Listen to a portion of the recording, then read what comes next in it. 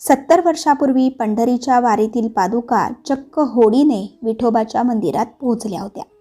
त्या कशा तेच आपण आज या व्हिडिओद्वारे जाणून घेऊया। तर मंडळी, 1956 सालची आषाढी वारी पंढरपूरच्या इतिहासात खूप महत्त्वाची ठरली। तेव्हा वारीला भीमा नदीच्या मोठ्या पुराचा सामना करावा लागला। पुणे जिल्ह्यात खूप पाऊस झाला, त्यामुळे भीमा नदीला मोठा पूर आला। पाणी सोलापूर जिल्ह्यातील शेतात घुसले। चंद्रभागेच्या तिन्ही बाजूंनी पाणी शहरात शिरले। अनेक घरे, दुकाने वाहून गेली। हजारो कुटुंबे उद्ध्वस्त झाली। 250 वर्षाहून जुन्या वाड्यांचे मोठे नुकसान झाले। सुमारे 400 ते 500 घरे कोसळली। पुंडलिक मंदिर सोडून पंढरपूरची सर्व मंदिरे पाण्याखाली गेली। नामदेव पायरीलाही पाणी लागले।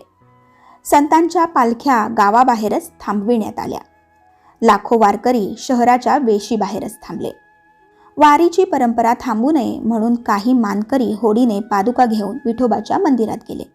इतिहासात असे पहिल्यांदाच घडले। इतर सर्व भाविकांनी चंद्रभागेच्या पलीकडूनच विठोबाच्या कळसाचे दर्शन घेतले। त्यांची श्रद्धा मात्र कायम राहिली। तर मंडळी, आशा करते तुम्हाला ही छोटीशी माहिती नक्कीच आवडली असेल। त्यामुळेच व्हिडिओला लाईक करा आणि जास्तीत जास्त लोकांपर्यंत हा व्हिडिओ शेअर करून चॅनलला सबस्क्राईब करायला विसरू नका। धन्यवाद। श्री स्वामी समर्थ।